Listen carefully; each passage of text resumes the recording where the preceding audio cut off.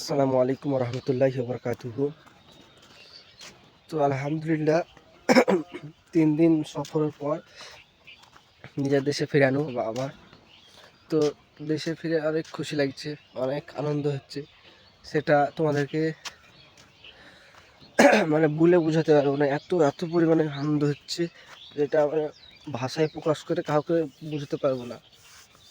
তো গ্রামে এসে সকাল সকাল ঘুম থেকে উঠে মাঠে চলে এলো, মাঠের সুন্দর আবহাওয়াটা উপভোগ করতে এবং ভিডিওর মাধ্যমে আপনাদের সামনে একটু তুলে ধরার জন্য।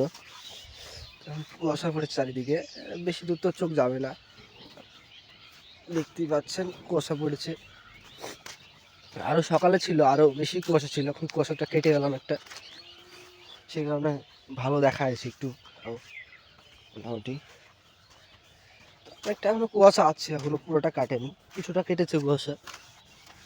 তো এরকম সুন্দর আবহাওয়াটা মানে যারা বিদেশে থাকে তারা তো উপভোগ কোনোদিন করতে পারবে না, তারা মিস করছে।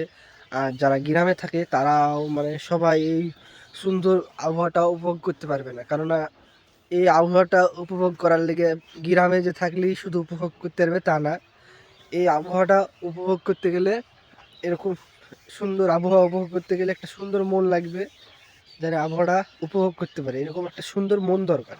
তো এরকম গ্রামের সুন্দর মনোমুগ্ধকর আবহাওয়া তারা উপভোগ উপভোগ করতে পারবে, নাহলে এরকম সুন্দর আবহাওয়ার মধ্যে থেকেও কোনোদিন কেউ এরকম সুন্দর আবহাওয়ার মজা নিতে পারবে না। এটাই বাস্তবতা ভাই, এটা আমার কথাটা আপনারা মানুন আর না মানুক, এটাই বাস্তবতা। তো ভিডিওটা যদি একটু ভালো লেগে থাকে তো ছোট ভাই মনে করে একটু সাপোর্ট দেখাবেন। আসসালামু আলাইকুম রহমতুল্লাহ বরকাতুহ।